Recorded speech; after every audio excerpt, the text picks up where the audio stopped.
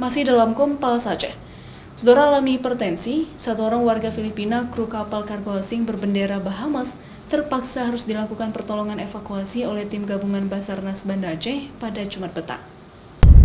Evakuasi terhadap satu orang WNA kru kapal kargo berbendera Bahamas yang berlayar dari Kalama, Sri Lanka yang mengalami hipertensi dilakukan tim Basarnas gabungan di perairan Laut Selat Benggala. Proses evakuasi terhadap kru kapal asing itu sempat terkendala akibat kondisi angin dan gelombang besar, sehingga kapal SAR KN Kresna sulit merapat ke kapal kargo untuk proses screening oleh petugas kantor kesehatan pelabuhan dan evakuasi.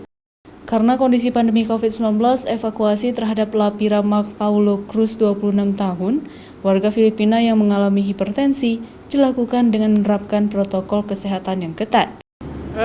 Tadi sore baru saja telah melaksanakan evakuasi bersama tim SAR gabungan.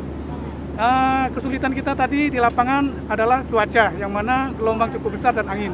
Itu aja hambatan kita, tapi yang lain-lain dengan koordinasi evakuasi berjalan lancar. Diagnosa sementara ini hipertensi ya. Hipertensi dengan pemeriksaan tadi kita lakukan screening, suhu tubuhnya normal 36,5, terus tensinya 140/70. Nadinya yang tinggi, nadinya tadi sampai 102 ya. Karena usia masih muda, mungkin dia hanya sekedar hoyong.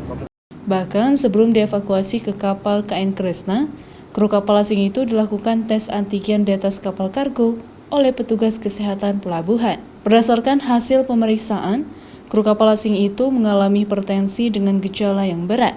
Sehingga setelah berhasil dievakuasi ke pelabuhan Ulele, WNA asal Filipina itu langsung dilarikan ke RSU Zainal Abidin Banda Aceh untuk mendapatkan perawatan.